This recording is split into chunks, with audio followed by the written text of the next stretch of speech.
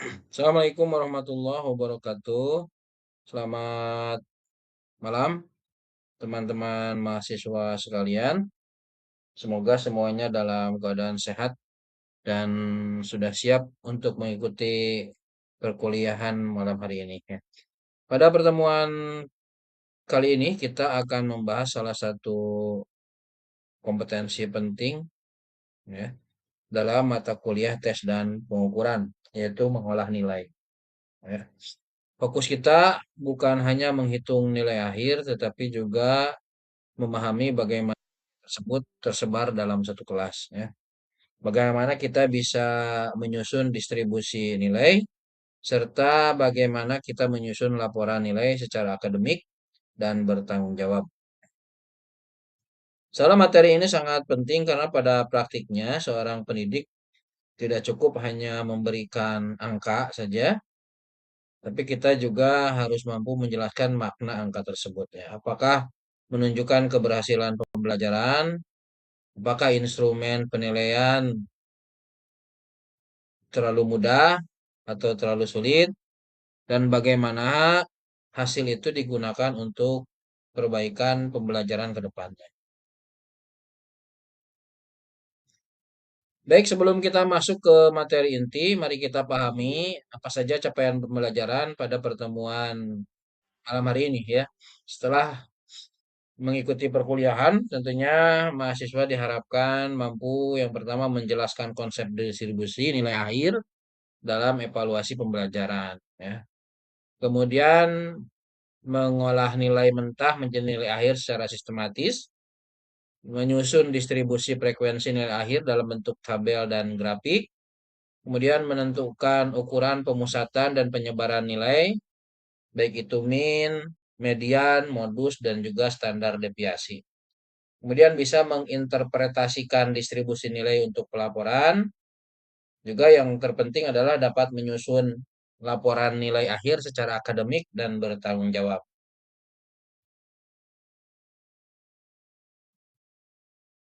Nah, kita masuk ke bagian 2, bagian B, ya. Adalah konsep dasar mengolah nilai akhir, ya. Yang pertama adalah pengertian nilai akhir, ya.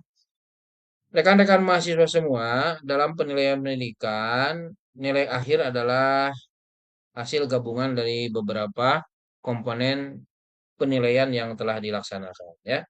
Nilai akhir tidak hanya berdiri sendiri, ya, tetapi dibentuk dari beberapa aspek komponen, ya. Misalnya ada tugas, ada ulangan harian, ada kuis, ada UTS, ada UAS, ada nilai praktik, ya. Bahkan juga nilai portofolio yang telah dilaksanakan oleh peserta didik atau oleh siswa. Dalam materi ini, ya, kami berikan contoh, ya, komponen penilaian, ya. Misalkan ada tugas portofolio, ya. Kemudian, nah ini biasanya di persentase, ya, berapa bobot nilainya. Kemudian ada kuis, ya, ada UTS, ada UAS, ya. Tugas atau portofolio misalkan 20% bobotnya, kuis 10% bobotnya, UTS 30%, kemudian UAS 40%, ya. Artinya, ya, dalam konsep nilai akhir, bahwa penilaian itu harus adil dan proporsional, ya. Karena kemampuan mahasiswa atau siswa tidak selalu diukur hanya dari satu jenis penilaian saja, harus komprehensif. Bahkan, ya, kalau dalam teorinya Bloom itu dia harus terdiri beberapa aspek penilaian, baik itu pengetahuan, keterampilan, dan sikap, ya. Jadi penilaian harus adil, diambil dari beberapa komponen penilaian yang telah dilaksanakan. Selanjutnya kita bicara tentang rumus nilai akhir atau NA, ya. Nah, ini secara umum, ya, dengan berdasarkan contoh tadi, ya. Berarti nilai akhir itu disebut NA, berarti bisa dimasukkan yang pertama tugas, ya. tugas yang bobotnya tadi 20%, ya, tugas dikali bobot 20%, kemudian kuis dikali bobot 10%, UTS dikali bobot 30%, kemudian UAS dikali bobot 40%. Kalau di sini dengan apa namanya? Coba kita bikin simbol ya. NA sama dengan tugas dikali B1 ditambah kuis dikali B2 ditambah UTS kali B3 ditambah UAS kali B4. Ya, di mana B1, B2, B3 dan B4 ini adalah bobot dalam bentuk desimal nantinya ya. Nah, ini contoh ya. Nah, dalam materi tadi sudah ya tugasnya 80%. Berarti kalau dia 20% berarti 0,2. Kuis 70%, ya, bobotnya maaf, kuis nilainya 70, kemudian bobotnya 10%, berarti 0,1 ya. UTS nilainya 75, bobotnya 30%, berarti 0,3. UAS 85, bobotnya 40%, berarti 0,4. Maka hasilnya adalah NA sama dengan 80 kali 0,2 ditambah 70 kali 0,1 ditambah 75 kali 0,3 ditambah 85 kali 0,4. NA-nya berarti 16 ya ditambah 7 ditambah 22,5 ditambah 34. Jadi sama dengan nilai akhir daripada eh, penggabungan daripada komponen-komponen nilai tadi adalah 79,5 ya. Kalau ada koma dan jika komanya ingin dihalakan berarti kalau koma 5 itu dia tarik ke atas ya. Berarti nilainya itu 80. Ya, seperti itu. Selanjutnya masuk kepada distribusi frekuensi atau distribusi nilai ya. Setelah nilai akhir diperoleh, langkah selanjutnya adalah distribusi nilai ya. Distribusi nilai adalah penyebaran nilai siswa ya atau mahasiswa dalam satu kelas ya. Tujuannya untuk apa? Melihat yang pertama adalah apakah nilai merata. Yang kedua apakah nilai tinggi lebih banyak atau nilai rendah lebih banyak. Yang ketiga apakah penilaian terlalu sulit atau terlalu mudah ya.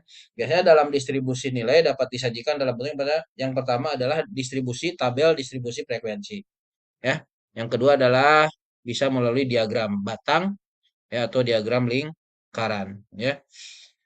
Nah, setelah disajikan dalam bentuk distribusi frekuensi atau dalam bentuk diagram, nah ini penilaian jadi lebih bermakna ya. Karena guru atau dosen tidak hanya memberikan nilai tetapi juga memahami pola capaian kelas secara menyeluruh ya. Selanjutnya adalah langkah kedua adalah menyusun distribusi frekuensi nilai akhir ya. Jadi bagaimana menentukannya? Ya tentukan nilai tertinggi dan terendah ya. Dicari nilai maksimumnya berapa, nilai minimumnya berapa. Kemudian juga selain itu yang kedua adalah menghitung rentang atau range ya. Bagaimana menghitung rentang? Rumusnya adalah R sama dengan X max dikurangi X min ya. Setelah dicari tahu nilai tertingginya berapa, nilai terendahnya berapa, kemudian dimasukkanlah ke dalam rumus ya. Nilai tertingginya dikurangi oleh nilai terendah. Hasilnya adalah R ya. Hasilnya adalah R. Nah, selanjutnya langkah 3 adalah menentukan banyak kelas ya. Menggunakan rumus K sama dengan 1 ditambah 3,3 log N ya. Keterangan N ini sama dengan jumlah siswa atau jumlah mahasiswa ya. Berarti K-nya sama dengan 1 tambah 3,3 kali log 10 ya. Nah, log 10 itu ternyata 1. Berarti K sama dengan 1 tambah 3,3 kali 1. Sama dengan 4,3 kali 1. Ya, hasilnya adalah 4,3 kali 1 yang 4,3 ya. 4,3 karena dia di bawah 5, komanya berarti dibulatkan ke bawah. Berarti dibulatkan menjadi 4. Nah, banyak kelasnya itu berarti 4 ya dari data. Nanti ada contoh data yang telah disiapkan. Nah, langkah keempat adalah hitung panjang interval ya. Menghitung panjang interval. Interval kelas ya. Rumusnya adalah interval sama dengan R rank per K. K itu berarti tadi banyak kelas ya, atau jumlah kelas. Ya, tinggal dimasukkan ya. Langkah kelima, langkah selanjutnya. Nah, ya, interval kelas disusun dan juga menghitung frekuensinya. Apa yang harus disiapkan?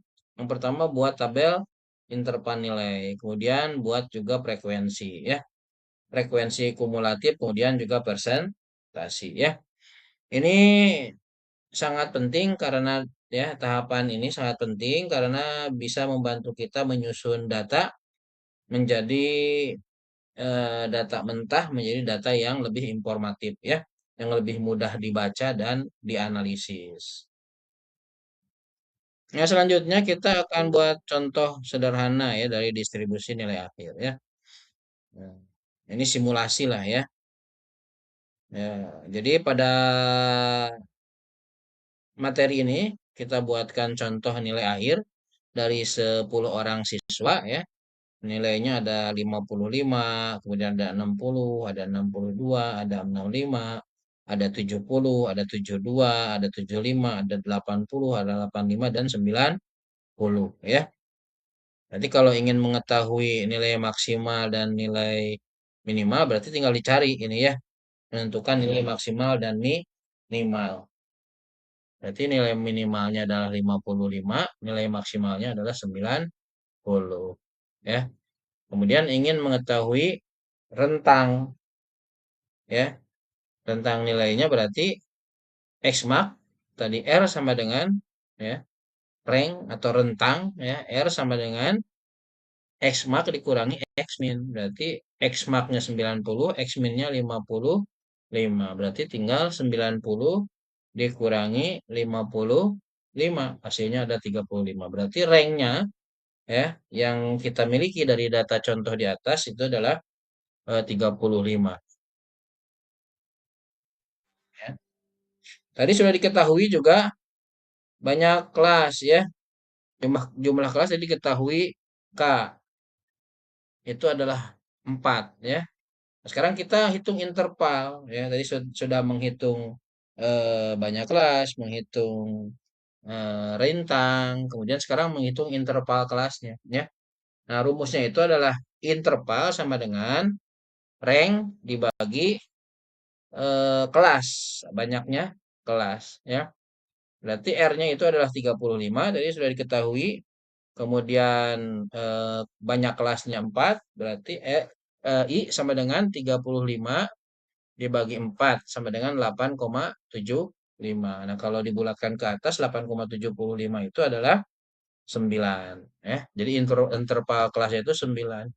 Berarti jarak dari nilai bawah kepada nilai 9 selanjutnya itu harus 9. Nah, ini seperti ini ya intervalnya itu terdiri daripada 55 sampai dengan 63 itu kelas pertama. Kemudian 64 sampai 72 kelas kedua. 73 sampai 81 kelas 3. 82 sampai dengan 90 ya. Banyak kelasnya kan udah jelas 4. Nah, interval kelasnya 9 ya. Seperti itu. Nah, ini adalah tabel distribusi frekuensi ya. Jadi ya, interval sudah diketahui, frekuensinya berapa? Nah, 56 sampai 63 itu ada 3 siswa ya. Kemudian 64 sampai 72 ada 3 orang siswa, 73, 81 ada 2, 82 sampai 90 ada 2. Artinya dari data distribusi frekuensi ini diketahui bahwa nilai paling banyak berada pada interval 55 sampai dengan 72 ya. Ada 6 nilai berada pada kategori sedang. Tapi karena 6 ya, itu sedang rata-rata lah ya. Nah, selanjutnya ya ini kita coba membuat histogram ya, diagram untuk memahami daripada laporan ini gitu ya. Jadi kalau melihat daripada diagram ini ya, diagram ini ya berdasarkan data yang ada dari distribusi frekuensi, nah ini dihitung ya, kemudian dibuatkan tabel dulu, tabel distribusinya ya, dicari batas bawah dan batas atas ya. Dari nilai-nilai yang ada itu ya. eh, Nilai 50 sampai dengan 59 karena harus dicari tahu batas bawahnya dan batas atasnya berarti 50 50 ya karena ada nilai 55 tadi berarti batas bawahnya adalah 50, batas atasnya adalah 59 berarti 50 ya batas bawah, 50 batas 59 batas atas. Berapa frekuensinya? Ah, cuma satu. Kemudian di 60 sampai 69 berapa frekuensinya? Ada tiga. 70 sampai 75 frekuensinya ada berapa? Ada tiga. Kemudian 80, 89 itu ada dua. 90 sampai dengan 99 itu ada satu ya. Nah ini artinya jika melihat data ini yang divisualisasikan dalam eh, histogram ya bahwa pada materi ini menunjukkan nilai paling banyak itu berada interval 66,9 kemudian 77,9. Sementara nilai ekstrim rendah dan nilai ekstrim tinggi itu lebih sedikit. Nah, ini menandakan bahwa nilai cukup merata dan variasinya sedang. Seperti itu ya. Lanjut. Nah, selanjutnya agar analisisnya lebih kuat, kita hitung juga ya. Kita perlu melengkapi lah ya dengan ukuran statistik ya.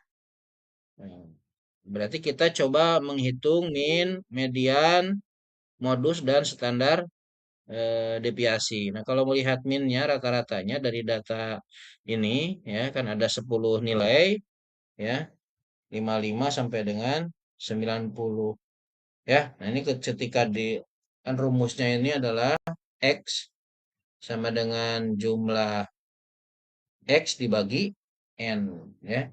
Jumlah N itu jumlah apa? Jumlah soal rata nilai ya, jumlah nilai ya. Berarti kan 55 tambah 60 tambah 62 tambah 65 tambah 70 tambah 72 tambah 75 tambah 80 tambah 85 tambah 90. Ya dihasilkanlah jumlahnya 714. 714 ini kemudian dibagi N ya. Jadi minnya sama dengan 714 dibagi 10 sama dengan 71,4 ya atau 71 ya. Jadi rata-rata kelasnya ini adalah 71,4. Nah, selanjutnya adalah median atau nilai tengah. Karena data ini data genap ya, 10 itu kan genap ya.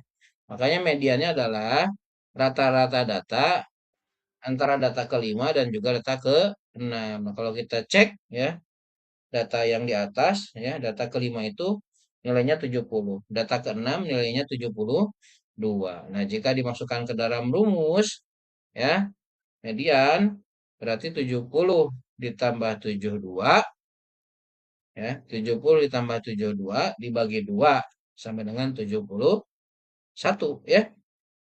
Berarti itu 70 tambah 72 berarti kan 142. 142 dibagi 2 itu hasilnya 71 ya. Makanya median daripada data di atas itu 71. Nah, median ini berguna untuk melihat titik tengah distribusi, terutama jika dalam data ini memiliki nilai yang sangat ekstrim. Ya, biasanya semakin sedikit dan nilai semakin ekstrim gitu ya.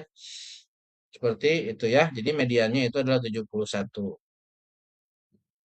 Baik, selanjutnya adalah modus. Nah, jika melihat modus, ya modus ini adalah nilai yang paling sering muncul. Nah, tapi berdasarkan data di atas, ya tidak ada nilai yang sering muncul ya. Jadi semua nilai munculnya satu kali sehingga dari data di atas itu tidak ada yang disebut dengan modus ya atau nilai yang paling sering muncul. Nah, selanjutnya adalah standar deviasi ya. Apa itu standar deviasi? Ya, standar deviasi itu menunjukkan seberapa jauh nilai-nilai menyebar dari rata-rata yang ada ya. Nah, pada materi ini dua dua jenis standar deviasi. Yang pertama ada SD populasi, yang kedua ada SD sampel. Nah, SD sampel ini adalah standar deviasi yang sering dipakai dalam penelitian, ya. Hasil hitung daripada standar deviasi soal ini, ya, soal yang ada di materi, ya, hitungannya adalah standar deviasi populasi itu 10,72, sementara standar deviasi sampel itu 11,30 atau 11,3 lah, ya. Eh, nah, jika kita lakukan interpretasi menggunakan perbandingan, ya, standar deviasi per min itu sama dengan 11,30 dibagi 71,4, ya. Itu sama dengan 0,158, ya. Nah, 0,158 itu adalah jika dimasukkan dikompresi ke apa kepada apa namanya eh apa presentasi, maaf, berarti standar deviasinya itu adalah 15,8, ya. Jadi melihat data di atas ini informasinya standar deviasi tergolong sedang, artinya sebaran nilai cukup bervariasi. Nah, walaupun ada yang jauh di bawah rata-rata, tapi juga ada yang jauh di atas rata-rata. Demikian, ya, jika melihat standar deviasinya. Nah, jadi arti dari standar deviasi yang ada tadi di atas, ya, standar deviasi menunjukkan seberapa jauh nilai-nilai siswa menyebar dari rata-rata, ya. Artinya nilai siswa pada data ini rata-rata menyimpang 11 poin dari nilai 71,4, ya. Nah, untuk menilai kecil besar kita bandingkan SD dengan min, ya. SD-nya adalah 11,30, kemudian min-nya 71,4. Sama dengan berapa? Ya. 11,30 dibagi 71,4 sama dengan 6,158.